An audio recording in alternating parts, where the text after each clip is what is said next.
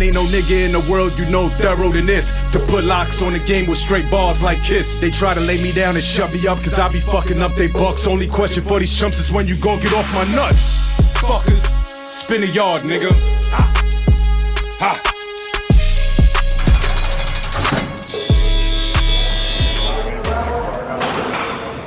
What's good, everybody? It's your boy Champ, aka Champion Style TV, aka Mr. Spin the Yard. I am back with another reaction video. Now, before I begin, make sure you hit the like button, make sure you share the content, make sure you leave a comment and say something.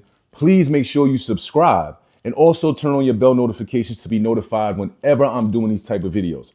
Now, a couple days ago, I put up a post about Memphis, Bleek, and Tony Yayo, right? Basically, who would win a versus battle between the two? Now, both have similar, I would say, careers to an extent, right? They're both under big homies, right? You know, Bleek got Jay-Z, Yayo has 50 Cent. Now, the reason I posed this question is because I was watching the Vlad interview, Vlad TV, shout out to him, with Yayo on it.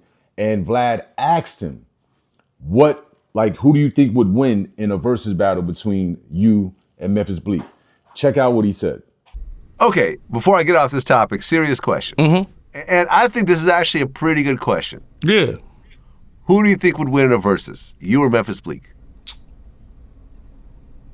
Memphis Bleek got some jams. This is really get the fuck out of here, Vlad shit. Yayo feels very confident that he can beat Bleek in a versus, but Yayo wouldn't do it, right? He wouldn't do it because he feels like he's on a level higher than Bleek, right? At the same time, if they were to grace the stage together, in my personal opinion, I feel like Bleek would shut him down. That's my opinion. Bleek has way more hits than Tony Yayo. Tony Yayo has been featured on a lot of joints with G-Unit and 50, which is great, even the mixtape stuff. But think about it like this, right? Bleek came out in 96 on Reasonable Doubt, right? Or Coming to Age. Then he was on, he missed the Volume 1 In My Lifetime. That was the next album after Reasonable Doubt. Jay-Z kicked him out the whip temporarily because Bleek was still in the projects playing games and not taking his music seriously. So Bleek missed that whole run of Volume 1 In My Lifetime. And then Volume 2 came out.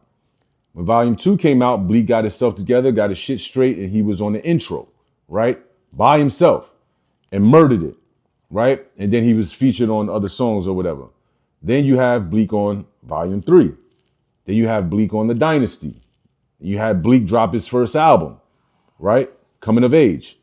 Then you had Bleek drop his second album, The Understanding. Then you had Bleek drop Made, right? He had hits on all of these albums. We're going to go through the list in a second, but let's finish hearing what Yayo had to say in reference to his versus battle. I know a lot of niggas look at Yayo as the underdog, but when you hear me like on freestyles and mixtapes, I went to jail for like a year and a half when shit started to pop. So you know the politics of the game, we was the most hated. So Yayo went to jail for a year or whatever when the unit really started popping, but Yayo was around for the whole mixtape era. That's how I got put on to who Yayo was. I found out who Yayo was based off of the mixtapes in 2003. I was in, where was I? I was in Edgecombe in a work release facility. And that shit was everywhere. They was spitting over everybody else's beats and murdering them, right? And I'm like, yo, whoever this nigga is, the Banks was like out of here already. But Yayo, I was like, yo, this nigga's different. His cadence, his style, his flow, everything was different, and it was ear catching. And his ad libs, right? Fucking Yayo was like Jeezy before Jeezy with the ad libs. Here we go now. Oh, nigga, you know who you win. Ah, like you could fucking have a whole party off of Yayo's ad-libs alone on the track. Am I right or am I right? Like, for real. But I understand what Yayo's saying. That's the difference between him and Bleek in that instance, in that pocket of music and time, right? He went to jail for a year. 50 G-Unit takes off, right? He comes back home, his album had dropped. He comes home, he starts going on tours and stuff like that. The problem is, Yayo, honestly speaking, you didn't stay consistent. I feel like you got comfortable. Honestly, at that time, you got comfortable being around 50. Because that was the time when 50 was starting to kick niggas out the whip slowly. But you stayed, you stayed along, and I respect your loyalty and your respect for 50 Cent. But you never dropped another album, bro. To this day, you never dropped another commercial album. You've been on mixtapes and stuff like that. Cool. Bleek has been more consistent. Bleek has been way more consistent with albums. Whether you went to jail or not, Yayo, it doesn't matter. When you came home, you were supposed to record another album because you had so much fucking attention on you. You was everywhere, traveling the world. You were supposed to be recording albums while you were on the go. That's what 50 was doing. You understand what I'm saying? So in that aspect, like, you can't use that as an excuse, Yayo, respectfully. That you went to jail for a year and, you know, the mixtapes was popping before you went to jail. And the singles you had on it were out the stratosphere. So Seductive, Pimpin', I Know You Don't Love Me, So Ambitious, like the shit goes on and on. At the end of the day, though, you should have been more consistent, my brother. So it's cool, it's all good, but niggas know I show up and show out on them verses. But come on, bro. You can't be serious. Nah. You know what I'm saying? Nah. No way. So Well, a record, you guys- look, a record you like guys so. have- Listen, okay, hold on. A record like So Seductive and I Don't Love Hoes are still playing. They're still playing. Yes, Yayo, I agree. Songs like So Seductive and Pimpin' are still playing. But let's keep it a stack, bro. It's still playing because 50 Cent has something to do with it. Because 50 Cent is your anchor. You understand what I'm saying? So, of course, he kept your name alive. He's on the hook of So Seductive. It's 50 Cent, back on that gangster shit. On my way, OT to flip them bricks. Like, when that song comes on in the club, oh, nigga, do you know who you with? It's Tony Yayo up in this bitch. But then when 50 come in, it's 50 Cent, back on that gangster shit. On my way, OT to flip them bricks. You understand what I'm saying? I'm just saying, bro, your shit is fire. Yayo. I give it to you, but you got that 50 Cent anchor. And the same thing for Bleek. I don't want to get this misconstrued. Bleek has a crazy anchor with Jay-Z his whole career.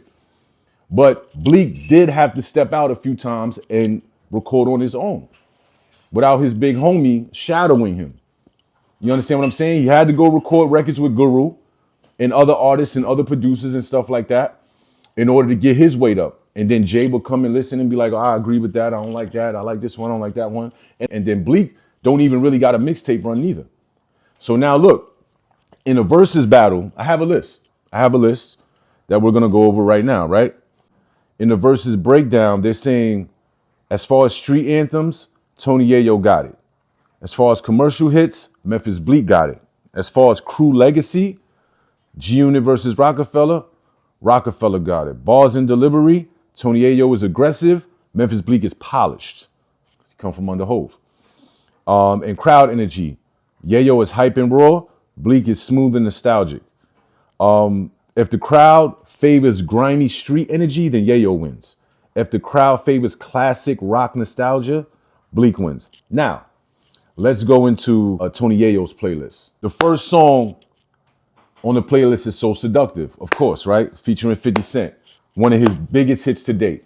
Well, I think that's Yayo's biggest hit, honestly, to date, right? Fire.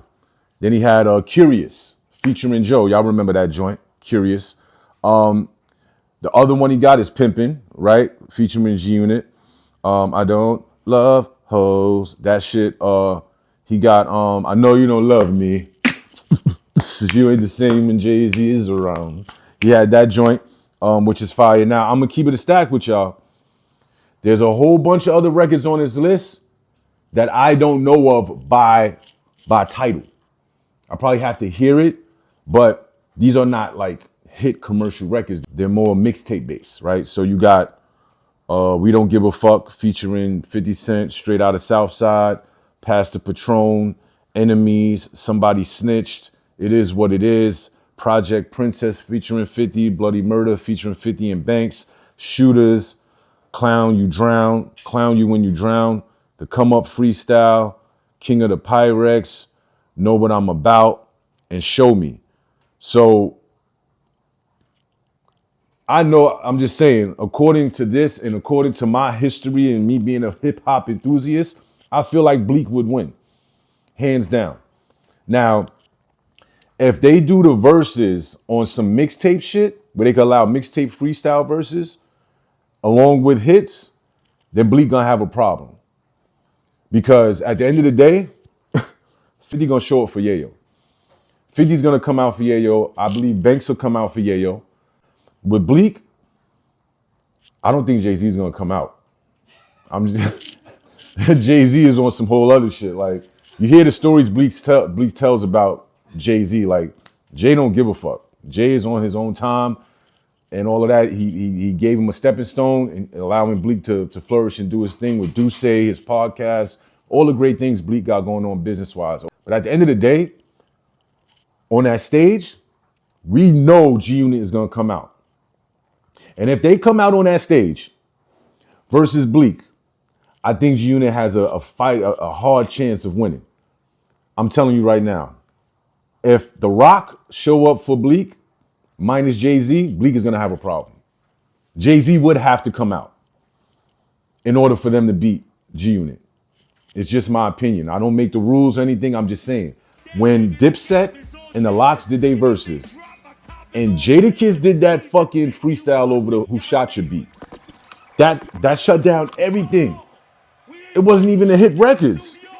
When Jadakiss got up there and said, all burners, all learners, all raisers, hand down, nigga, the game is all Jaders. He didn't even need Sheik and fucking Styles P anymore.